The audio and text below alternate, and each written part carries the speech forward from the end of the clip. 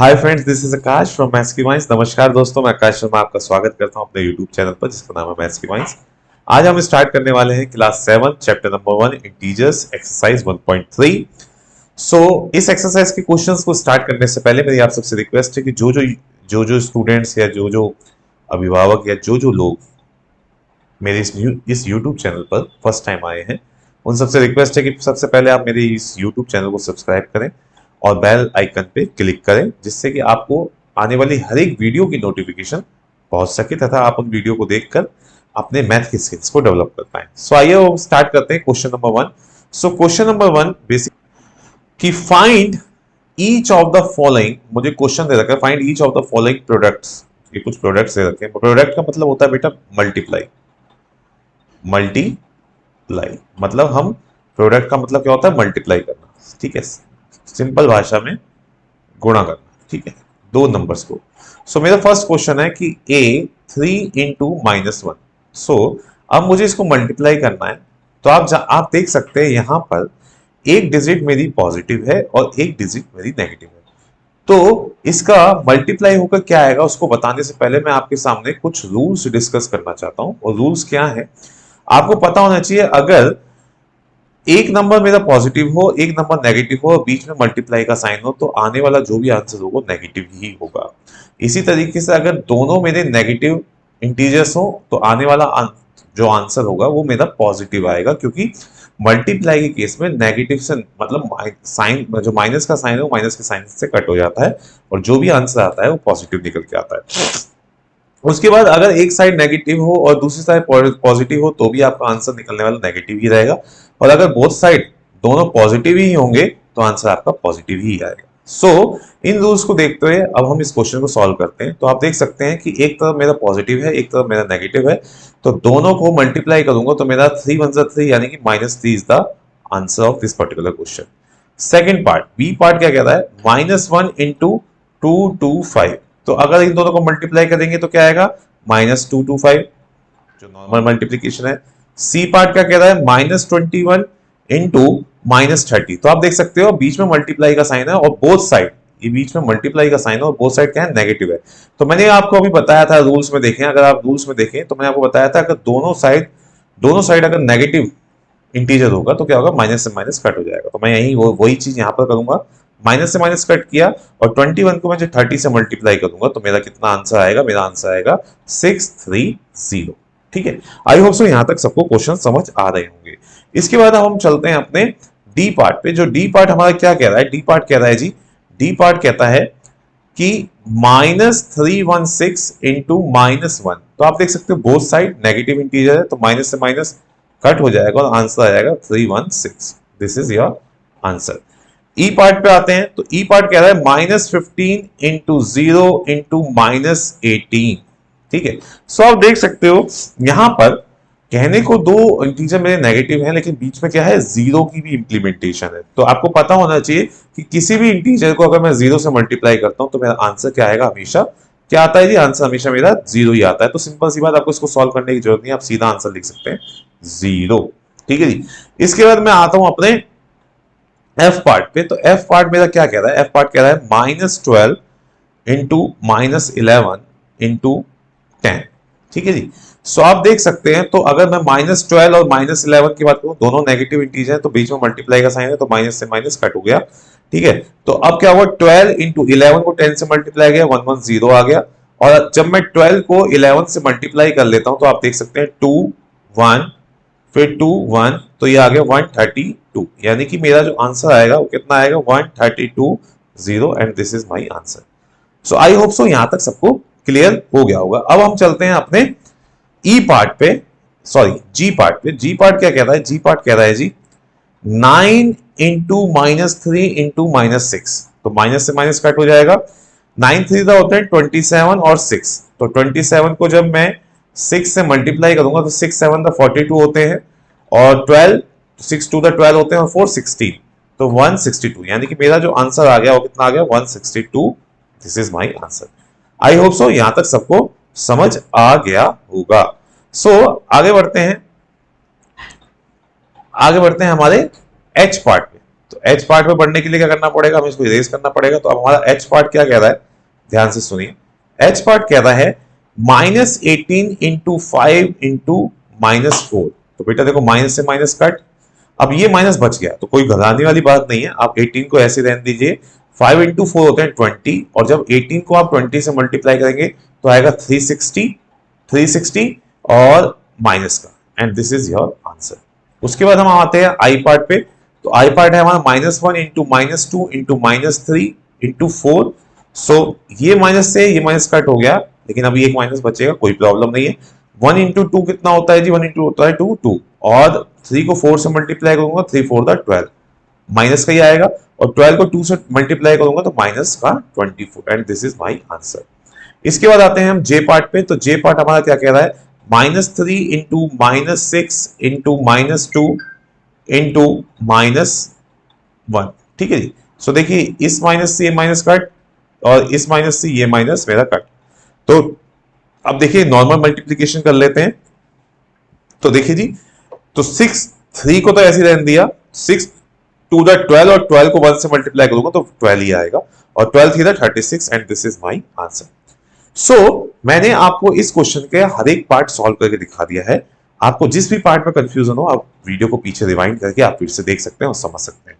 आइए अब हम चलते हैं अपने सेकंड पार्ट में, जो कि है वेरीफाई द फॉलोइंग। मुझे वेरीफाई करना है, तो मेरा फर्स्ट पार्ट क्या कह रहा है, मेरा फर्स्ट पार्ट है 18 into 7 plus -3 bracket equal to 18 into 7 फिर ब्रैकेट है प्लस फिर ब्रैकेट 18 इंटू -3। ये मेरा क्वेश्चन है। ओके, सो आप देख सकते हैं इसके इस क्वेश्चन में हमें बॉड मास का इस्तेमाल करना पड़ेगा, क्योंकि इस क्वेश्चन में हमें ब्रैकेट भी दिए रखे हैं। तो ब्रैकेट सॉल्व करने के लिए हमें पता होना चाहिए कि किस तरीके से, तो इसका जो रूल चलता है वो है बॉड मास का। अभी बॉड मास क्या चीज है, बॉड मास क्या है, बी का मतलब होता है ब्रैकेट, ओ का मतलब होता है ऑन या फिर ऑफ, डी का मतलब होता है डिवाइड करना, एम का मतलब होता है मल्टीप्लाई, ए का मतलब होता है एडिशन, और एस का मतलब होता है सब्ट्रैक्शन। और हमें इसी फ्लो को साथ लेके चलना पड़ता है। तो अब जैसे मेरा क्वेश्चन था 18 इंटू ब्रैकेट में 7 प्लस -3, तो सबसे पहले मेरी रिस्पॉन्सिबिलिटी बनती है कि मैं पहले ब्रैकेट को सॉल्व करूं। तो 18 इंटू तो ऐसी रहती है, सबसे पहले ब्रैकेट को सॉल्व किया तो 7 पॉजिटिव है और 3 जो है मेरा नेगेटिव है। तो 7 में से 3 जाएगा तो 4 आएगा पॉजिटिव का, क्योंकि 7 बड़ा था तो इसलिए मैंने नेगेटिव का साइन नहीं लगाया। इक्वल टू 18 इंटू 7 ऐसी रह दिया अभी, और इस ब्रैकेट को सॉल्व कर लेते हैं। तो 18 इंटू 3 है तो 18, ये होता है 18 3 होते हैं 54, तो माइनस का 54 आ गया। ठीक है जी। अब आते हैं आगे, तो आपको पता होना चाहिए 18 4 दा कितने होते हैं, 8 4 दा 32, और ये हो गया 72, 18 4 दा होते हैं 72, और 18 7 दा कितने होते हैं, 8 7 दा 56 होता है जी, और 7 और 5 12 होते हैं। ठीक है, तो 18 4 दा कितना हो गया, 72 हो गया, और 18 7 दा कितना हो गया, 126। और क्योंकि आप देख सकते हैं 18 और 3 में -3 था तो इसलिए -54 आया था, तो जैसे ही इस ब्रैकेट को खोलूंगा तो -54 बाहर निकल के आ जाएगा। 72, अब 126 में से जब आप 54 माइनस करोगे तो 72 ही निकल के आएगा।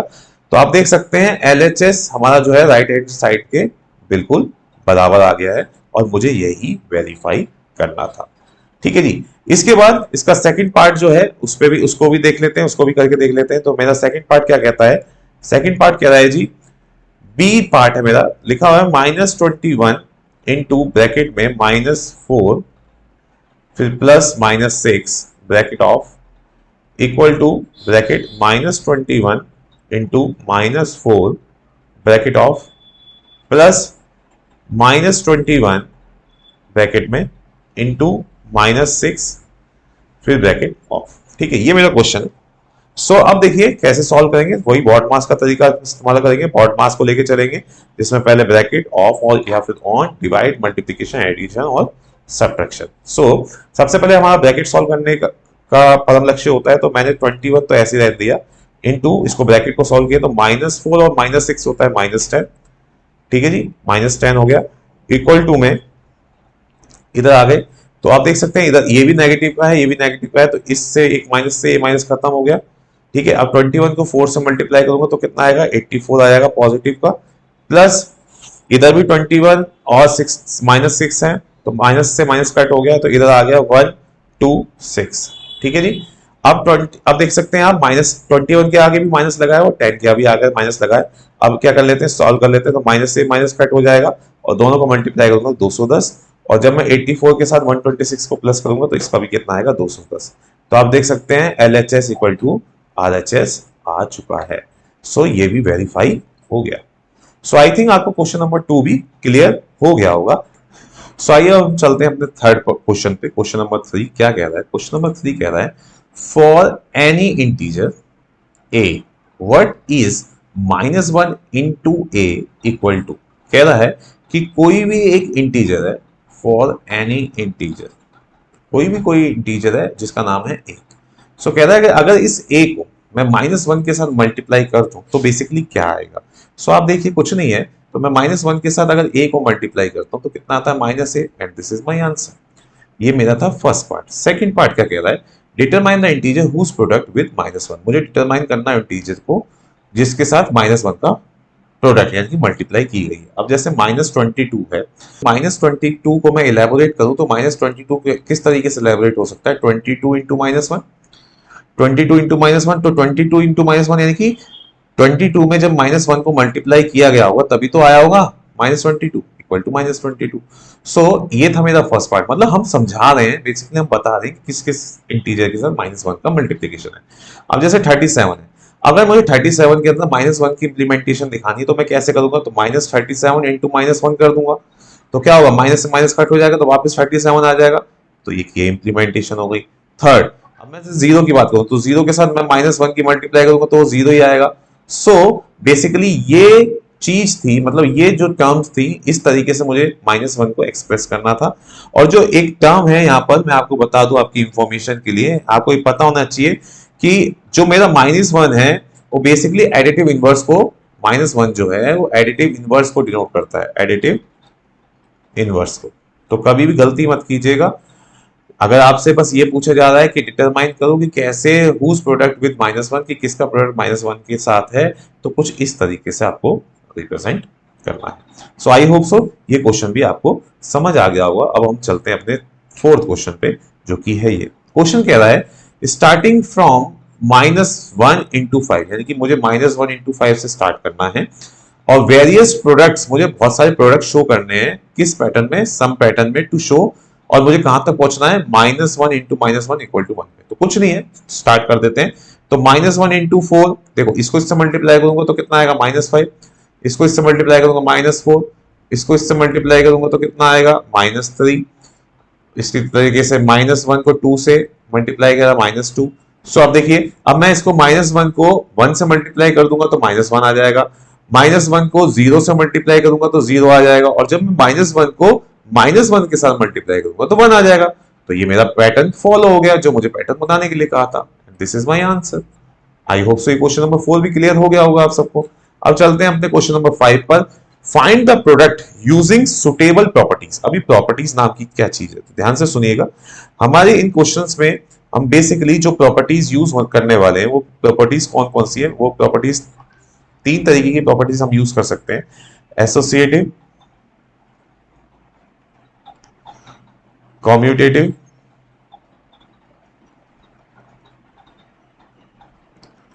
और तीसरी होती है आपकी डिस्ट्रीब्यूटिव।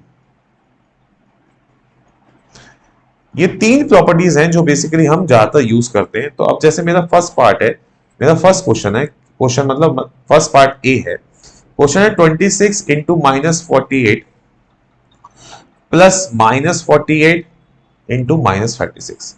तो अगर आप ध्यान से देखिए, एक मल्टीप्लाई का ग्रुप एक ये बन रहा है, एक मल्टीप्लाई का ग्रुप ये बन रहा है, ठीक है जी। अभी दोनों ग्रुप बन रहे हैं और इसमें एक नोटिस करने वाली बात है, इस ग्रुप में भी -48 है और इस ग्रुप में भी -48। तो मैं क्या कर सकता हूं, इस -48 को कॉमन निकाल सकता हूं। तो मैंने क्या करा, 26 प्लस ब्रैकेट में 36 और कॉमन ले लिया मल्टीप्लाई में -48। तो अब इधर ये पॉजिटिव है ये नेगेटिव है, तो दोनों को प्लस माइनस करूंगा तो कितना आएगा, -10। -10 क्यों आया, क्योंकि 36 मेरा बड़ा है। और जब मैं -10 को -48 से मल्टीप्लाई करूंगा, तो अब देखो बेसिकली, लेकिन लेकिन लेकिन अब ध्यान देने वाली बात है, यहां पर जो मैंने ये जो मैंने स्टेप फॉलो किया है, ये बेसिकली मैंने करा क्या, ये मैंने यहाँ पर ये करा है कि मैंने यहाँ पर एक प्रॉपर्टी यूज की है जिसका नाम है डिस्ट्रीब्यूटिव प्रॉपर्टी। Distributive property. अगर आपने इस प्रॉपर्टी का नाम नहीं लिखा यहाँ पर और आपने सीधा क्वेश्चन सॉल्व कर दिया, तो कम से कम आपका आधे से 1 मार्क्स कट हो सकता है। सो अब मैंने प्रॉपर्टी का नाम लिख दिया, तो आप सीधा सिंपल मल्टीप्लाई कर लेते हैं। तो -10 को -48 से मल्टीप्लाई करूंगा तो माइनस से माइनस कट हो जाएगा और 480, this is my answer. So I hope so ये फर्स्ट पार्ट आपको समझ आ गया होगा। सही, आइए चलते हैं हम अपने सेकंड, मतलब अब हम चलते हैं अपने सेकंड पार्ट पे। सेकंड पार्ट क्या कह रहा है, सेकंड पार्ट कह रहा है जी b equal to 8 into 53 into -125। ये मेरा क्वेश्चन है, ठीक है। सो आप देख सकते हैं नॉर्मल मल्टीप्लीकेशन है। सो नॉर्मल मल्टीप्लीकेशन के साथ साथ अब हमें ये देखना है कि कौन सी टर्म के साथ क्या मल्टीप्लाई करें कि मेरा एग्जैक्ट टर्म वो बन जाए। तो देखिए, अगर मैं 8 को 53 से मल्टीप्लाई करता हूं तो मेरा आता है 424 इंटू -125। अब मैं क्या करता हूं, इस माइनस को बाहर कॉमन ले लेता हूं, तो 424 इंटू 125 हो गया, ठीक है जी। अब मैं क्या करूंगा, माइनस को वैसे ही रहने दूंगा। 424 इस 125 को मैं इस तरीके से लिख सकता हूं, 100 + 25, एक ही बात है, ठीक है जी। अब मैं क्या करूंगा, पहले इस टर्म को 100 से मल्टीप्लाई करूंगा, फिर बीच में प्लस का साइन लगाऊंगा, फिर वापस इसी टर्म को मैं 25 से मल्टीप्लाई। ये मैंने करा क्या है, मैंने करा ये है कि ए बी प्लस सी, यानी कि पहले ए को इससे मल्टीप्लाई करा तो ए बी, प्लस फिर ए को सी से मल्टीप्लाई करा यानी कि ए सी। मैं इस टर्म में इस इक्वेशन को सॉल्व करने की कोशिश करूंगा। सो अब मैं क्या करता हूं, 424 इंटू 100 प्लस 424 इंटू 25, ठीक है बेटा। सो -424 को 100 से मल्टीप्लाई करूंगा तो 42400, और 424 को 25 से मल्टीप्लाई करूंगा तो कितना आएगा, 10600, ठीक है जी। अब माइनस का साइन तो बाहर चल ही रहा है, इन दोनों को सॉल्व कर लेते हैं। तो 42400 प्लस 10600 कितना होता है, ये होता है टोटल मिला के ये हो जाता है आपका 53000, ठीक है। तो मेरा आंसर बेसिकली क्या आ गया, -53,000, ठीक है। आई होप सो ये क्वेश्चन आपको समझ आ चुका होगा, बी पार्ट सबको क्लियर हो गया होगा। सो आइए अब हम चलते हैं अपने थर्ड पार्ट पे। थर्ड पार्ट क्या कह रहा है, सी पार्ट बेसिकली। तो सी पार्ट मेरा कह रहा है कि 15 इंटू -25 इंटू -4 इंटू -10। आप थोड़ा दिमाग लगाएं, आप देख सकते हो ये सारी नॉर्मल मल्टीप्लीकेशन है, लेकिन मुझे इस मल्टीप्लीकेशन को कुछ इस तरीके से बनाना है कि ना मेरा जल्दी से जल्दी सोल्यूशन हो जाए। तो अब देखिए 25 इंटू 4 100 होते हैं, तो अब मैं क्या करूंगा, इन दोनों का ग्रुप बना लेता हूँ। तो मैंने 25 इंटू -4 और एक ग्रुप बना लिया 15 इंटू -10 का। ध्यान रखिएगा कि मुझे प्रॉपर्टी देखनी है। अब ये जो मैंने ये जो दोनों को, अब देखो मैंने इसमें ग्रुप किस तरीके से बनाया है। अब मैंने जो इसके अंदर ग्रुप बनाया है, बेसिकली ये कौन सी प्रॉपर्टी यूज करी, मैंने यहाँ पर प्रॉपर्टी यूज करी है एसोसिएटिव प्रॉपर्टी। एसोसिएटिव प्रॉपर्टी यहाँ पर मैंने यूज करी है। तो अब सॉल्व कर लेते हैं, माइनस से माइनस कट हो जाएगा, ठीक है। और यहाँ आ जाएगा 100 इंटू 15 को -10 से मल्टीप्लाई करूंगा तो माइनस का 150 आएगा, और जब दोनों को मल्टीप्लाई करूंगा तो मेरा आंसर आएगा -15,000। सो आई होप सो ये क्वेश्चन भी आप सबको क्लियर हो गया होगा। सो आइए अब हम चलते हैं अपने नेक्स्ट पार्ट पे। सो नेक्स्ट पार्ट है मेरा डी पार्ट। डी पार्ट क्या कह रहा है, -41 इंटू 102। सो -41 102 है, मैं इसको वैसे ही करता हूं, तो -41 तो ऐसे ही रहने देता हूं, और मैं क्या करता हूं, इस 102 को कुछ इस तरीके से खोल लेता हूं। सो आप देख सकते हो मैंने अपने यहाँ पर क्या किया, मैंने इसको डिस्ट्रीब्यूट तो किया है। तो अब डिस्ट्रीब्यूट कर लिया है, डिस्ट्रीब्यूट कर लिया। अब मैं इसको इससे मल्टीप्लाई करता हूँ, 41 इंटू 100 प्लस -41 इंटू 2। तो मैंने यहाँ पर क्या प्रॉपर्टी यूज करी, मैंने यूज करी है यहाँ पर प्रॉपर्टी यूज करी है by distributive property over multiplication of multiplication over addition. ठीक है जी, यहां पर मैंने ये प्रॉपर्टी यूज करी है कि बाय डिस्ट्रीब्यूटिव, मैंने पहले उसको डिस्ट्रीब्यूट किया, ठीक है जी, उसके बाद उसमें मल्टीप्लीकेशन करी ओवर एडिशन, एडिशन के साथ। सो अब मैं इसको सॉल्व कर लेता हूं। तो -4100 और 41 को जब मैं 2 से मल्टीप्लाई करूंगा तो आएगा माइनस का 82। ठीक है जी, अब जैसे इसको ब्रैकेट को खोलूंगा तो कितना हो जाएगा -82, और माइनस माइनस क्या होता है, प्लस होता है, तो 4182, this is my answer. So I hope D part भी आपको समझ आ गया होगा। अब चलते हैं अपने ई पार्ट की तरफ। सो ई पार्ट हमसे क्या कह रहा है, ई पार्ट कह रहा है 625 इंटू -35 प्लस -625 इंटू 65। ठीक है, ये क्वेश्चन है मेरा। सो अब इस क्वेश्चन को करने के लिए अब हम क्या करेंगे, देख सकते हैं दो ग्रुप बन रहे हैं, एक ये ग्रुप बन रहा है और एक ये ग्रुप बन रहा है। ठीक है, अब दोनों में 625 जो है वो कॉमन है, दोनों ग्रुप्स में 625 मेरा कॉमन आ रहा है। तो अब मैं क्या करूंगा, थोड़ा दिमाग लगाऊंगा और सॉल्व करने की कोशिश करूंगा। सॉल्व करने के लिए मैं क्या करूंगा, अब देखो, अब मैं क्या करता हूँ, 625 को कॉमन लेना है ना, तो 625 को कॉमन ले लेते हैं। तो एक काम करते हैं, माइनस, अब हम क्या करते हैं, -35 और प्लस -65 को कॉमन ले लेते हैं, और जो 625 है उसको बाहर ले लेते हैं। ठीक है, 625 को बाहर ले लेते हैं। तो आप देख सकते हैं, तो मैंने यहां पर क्या करा, फिर से डिस्ट्रीब्यूटिव प्रॉपर्टी लगाई है। तो मैं लिखूंगा by distributive, by distributive property, by distributive property of multiplication, distributive property of multiplication over addition. ठीक है, सो -35 और -65 कितना हो जाता है, माइनस हो जाता है 100। ठीक है जी, और -100 को जब मैं 625 से मल्टीप्लाई करूंगा तो मेरा आंसर आएगा 62500, and this is my answer. So I hope so ये क्वेश्चन भी आपको क्लियर हो गया होगा। सो आइए अब हम चलते हैं अपने नेक्स्ट पार्ट पे, नेक्स्ट पार्ट यानी कि पार्ट एफ पे। ठीक है, सो एफ पार्ट पे चलते हैं। तो एफ पार्ट क्या कह रहा है, एफ पार्ट कह रहा है जी 7 इंटू 50 - 2। ठीक है जी, सो अब मैं क्या करूंगा, फिर से ऑलरेडी डिस्ट्रीब्यूटिव है तो मैं सीधा यहाँ अप्लाई करता हूं। मैं इसको 7 इंटू 50 -7 इंटू 2, पहले मैंने इसको इससे मल्टीप्लाई, फिर इसको इससे मल्टीप्लाई। तो मैं यहाँ पर रीजन लिख दूंगा मैंने ऐसा क्यों किया। तो मैं लिखूंगा by distributive, by distributive property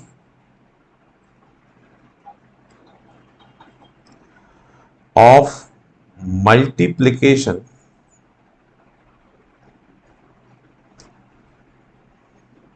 over subtraction. कि मैंने डिस्ट्रीब्यूटिव प्रॉपर्टी का सहारा लिया है मल्टीप्लिकेशन में, किसके, सब्ट्रैक्शन के साथ।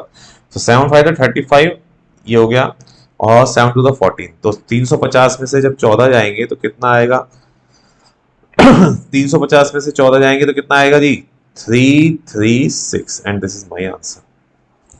आई होप सो ये भी आपको क्लियर हो गया होगा। अब हम चलते हैं अपने नेक्स्ट पार्ट पे, जो कि है हमारा जी पार्ट। तो जी पार्ट कह रहा है -17 इंटू -29। ठीक है, ये मेरा क्वेश्चन है। सो अब देखिए, -17 को ऐसे रहने देता हूँ, इस -29 को क्या करता हूँ, -29 को मैं कुछ इस तरीके से लिख सकता हूँ मेरे ख्याल से। किस तरीके से लिख सकता हूँ, पहली बात एक मिनट, इस क्वेश्चन को करने से पहले एक मिनट रुकिए।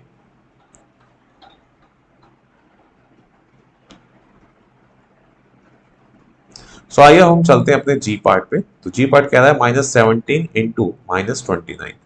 सो आप देख सकते हैं दोनों तरफ माइनस से माइनस से माइनस कट हो गया। अब मैं 17 को ऐसे ही रहने देता हूँ और 29 को इस तरीके से लिख सकता हूँ, आई थिंक लिख सकता हूँ। तो वापिस क्या हुआ, अब 17 को 30 से मल्टीप्लाई कर दूंगा, माइनस का साइन बीच में, 17 को 1 से मल्टीप्लाई करूंगा और रीजन लिख दूंगा bye distributive property, by distributive property of multiplication over multiplication over subtraction. ठीक है, सो अब 17 को 3 से मल्टीप्लाई करेंगे तो कितना आएगा, 510 ही आ जाएगा, और -17 तो 510 में से 70 जाएंगे तो 493, and this is my answer. ये मेरा जी पार्ट भी सॉल्व हो गया। अब चलते हैं अपने नेक्स्ट पार्ट पे जो कि है एच पार्ट। तो एच पार्ट कह रहा है -57 इंटू -19 प्लस 57। ये मेरा कौन सा पार्ट है जी, एच पार्ट है। तो एच पार्ट को अब सॉल्व करने के लिए मैं क्या करूंगा, आप देखिए मैं क्या करता हूं सबसे पहली बात कि, हाँ अब देखिए माइनस से माइनस तो ये खत्म हो गया क्योंकि वो मल्टीप्लाई में माइनस से माइनस खत्म हो गया। अब मेरे पास जो टर्म आ गई वो कितनी आ गई, 57 इंटू 19 प्लस 57। अब देखिए इधर भी 57 है, इधर भी 57 है, तो मैं क्या करता हूँ 57 को कॉमन ले लेता हूँ। ठीक है, 57 को कॉमन लूंगा तो क्या हो जाएगा, 57 को कॉमन लेने पर एक तरीके से 57 इंटू 1 है ना ये। ठीक है, अब देखिए दो दो ग्रुप बन चुके हैं। ठीक है, दो दो ग्रुप बन चुके हैं, 57 मैंने कॉमन ले लिया, तो 57 को कॉमन लेने के बाद अब यहाँ बच गया 19 प्लस 1। ठीक है, तो 57 इंटू 20, और जब मैं 20, अब यहाँ पर जो मैंने जो प्रॉपर्टी यूज की है, यहाँ पर जो मैंने प्रॉपर्टी यूज की है उस प्रॉपर्टी को भी लिखना जरूरी है। तो मैं लिखूंगा distributive by distributive property of multiplication multiplication over addition. So 57 को 20 से मैंने मल्टीप्लाई किया तो मेरा आंसर आ गया 1140, and this is your answer. So I think ये क्वेश्चन नंबर 5 भी आप सबको क्लियर हो चुका होगा। जिस आपको अभी भी जिस क्वेश्चन में डाउट है आप प्लीज वीडियो को रिवाइंड करके देख सकते हैं और समझ सकते हैं। उसके बाद भी अगर आपको समझ ना आए तो आप कमेंट सेक्शन के अंदर मुझे कमेंट करके बता सकते हैं, तो मैं उस पर्टिकुलर पार्ट को नेक्स्ट वीडियो में फिर से समझा दूंगा।